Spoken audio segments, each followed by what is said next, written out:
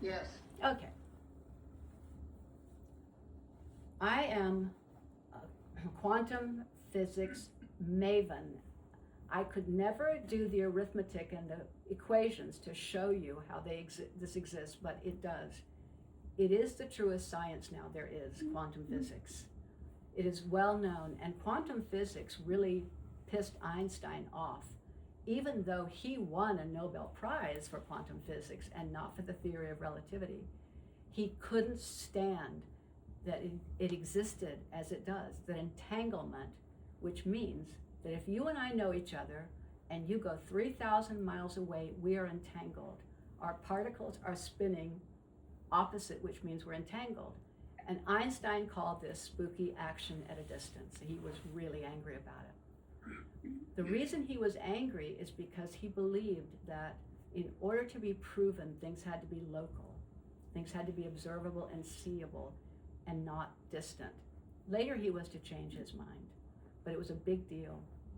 In 1908, a physicist called Jeffrey Taylor performed an experiment that became the most important experiment in science. And has anybody ever heard of the double slit experiment? Anybody? Yes. Who said yes? Carl. Oh, Carl, my man. Okay, good. So the double slit experiment proved, it's very difficult to talk about and explain. I get it, but I have to work on how to explain it. Maybe later you can do that, Carl. But what it proved was that when a light was shown into two slits in a wall, what happened was phenomenal. What happened was particles became waves and waves became particles only when observed.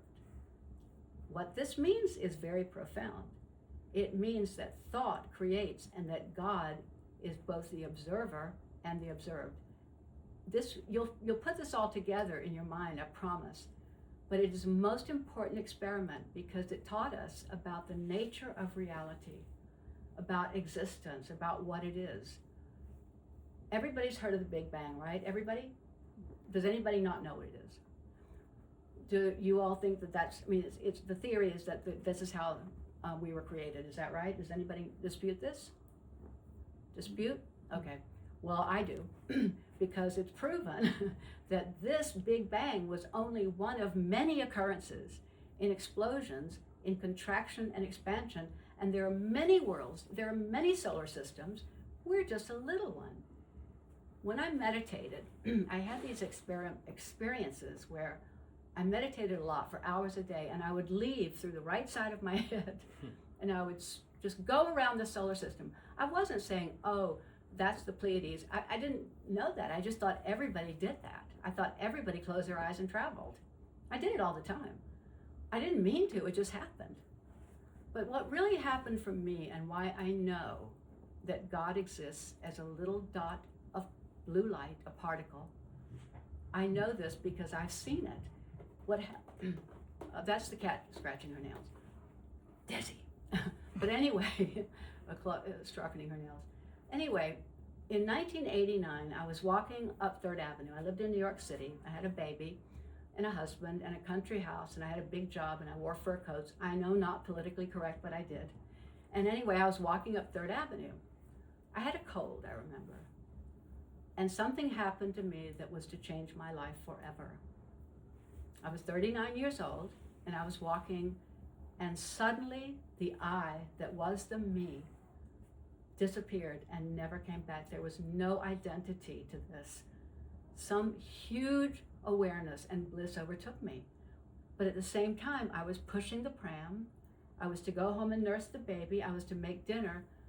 But it was an awareness that there was no I doing it. And it lasted for years. This is a magnificent experience anybody can have, but you have to meditate like a couple hours a day for a while. But this is the truth of who we are. It just happened. I ended up in India with my teacher, and one of the teachers was Baba Muktananda. And Baba Muktananda, now I had been reading quantum physics for a while, and I taught at the Governor's School of North Carolina when I graduated from college, and one of the professors that came from Cornell taught physics to us. And that was at a young age is when I learned about the nature of God, the nature of reality, the exquisite peace one could have at any moment by closing one's eyes. Because the darkness, when you close your eyes, is actually something real. If you look deep into that darkness, it is very velvety. It is very soft. And if you can pierce that darkness with your attention, you expand into a field of light. And anybody can do it. I'm not talking woo-woo. I'm talking you can do it. You expand into the possibility of the quantum field, where particles collapse as waves, and waves become potential. And this is the truth of who you are. You don't have to do anything. It happens for you anyway. Zoomers, the cat's making a lot of noise. Anyway, I was to go to India after this awakening I had, and I was very angry all the time and irritated because there were these blue dots all around in my consciousness, and I would scratch my eyes and try to get rid of them. I didn't know about that then. I didn't know that this is what I was seeing. It was like I was hallucinating, and I kept seeing these dancing lights. It drove me crazy. And I would rub my eyes, and then one day I read in The Play of Consciousness by Baba Muktananda that God exists as a blue pearl. It's called Nila Bindu. And that blue pearl, if you look into it, you can expand and contract, because that is the nature of reality. Now remember, this is thousands of years old. And quantum physics really started in the 1900s. They're explaining things then that we should know now, which is the nature of reality, and existence is always moving, always liquid, always particle, wave, no past, no future, just isness.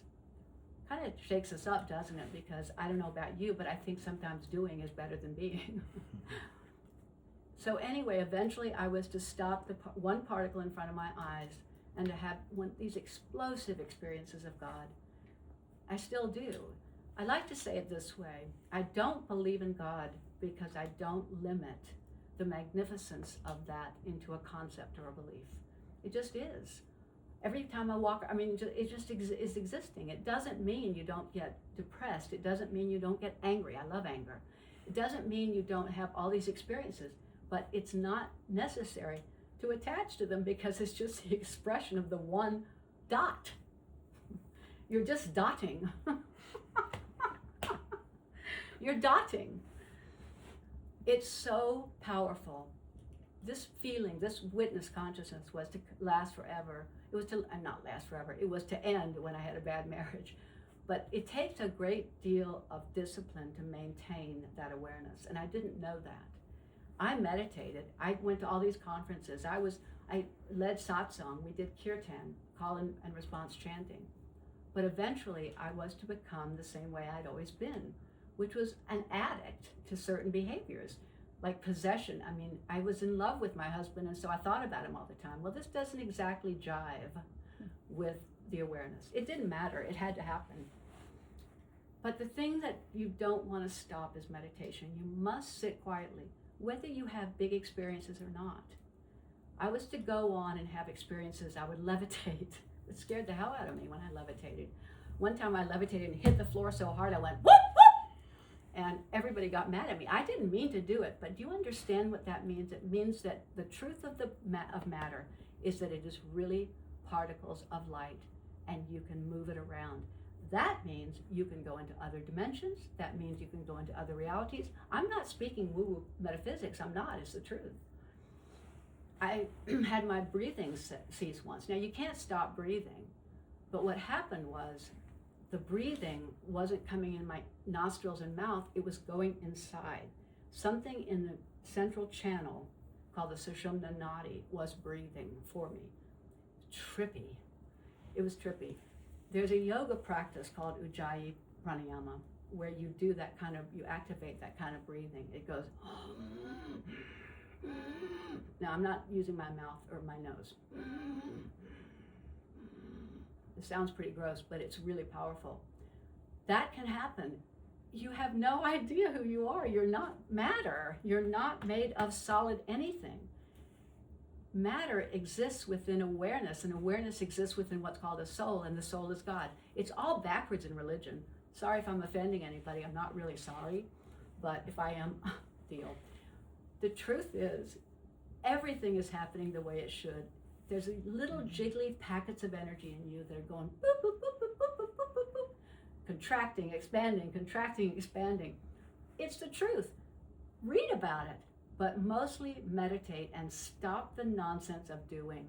It doesn't mean you don't go to work. It means you wait in meditation to be told what to do next. I swear to you, I don't have any idea when I stand up what I'm doing.